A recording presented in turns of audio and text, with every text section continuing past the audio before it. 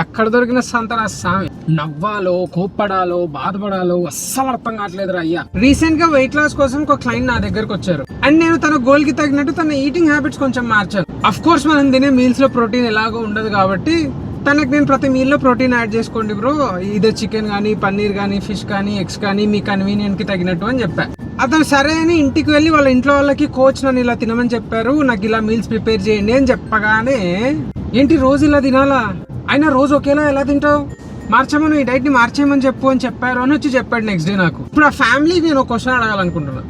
ఇప్పుడు అదే పర్సన్ కి బీపీఓ, డయాబెటీస్, హార్ట్ ప్రాబ్లమ్ వచ్చి డాక్టర్ దగ్గరికి వెళ్తే డాక్టర్ ఈ టాబ్లెట్స్ వాడండి అమ్మా అని చెప్పి టాబ్లెట్స్ ఇచ్చాడు అనుకో, అరే రోజు ఇదే టాబ్లెట్లు వేసుకోవాలన్నా నేను అయినా ఇదే టాబ్లెట్ రోజు ఎట్లా వేసుకుంటాము, మార్చండి టాబ్లెట్ మార్చండి, ఎప్పుడైనా ఇలా అన్నారా?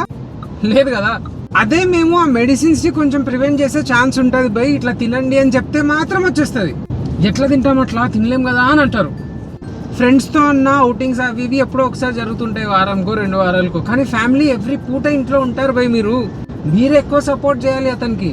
సో మై బాధ what I'm saying here is, ఎవరన్నా హెల్త్ రిలేటెడ్ కానీ, ఫిట్నెస్ రిలేటెడ్ కానీ ఒక స్టెప్ ఇలా తీసుకుంటున్నప్పుడు ఎంకరేజ్ చేయకపోయినా పర్లేదు, వాళ్ళ పని ఏదో వాళ్ళు చేసుకుంటూ వెళ్తారు, కానీ ఇలా డిస్కరేజ్ మాత్రం చేయొద్దండి. ఇంకా వీలైతే మీరు కూడా అలా తిని అతనితో పాటు హెల్తీగా అవ్వడానికి ట్రై చేయండి. Hope you understand this.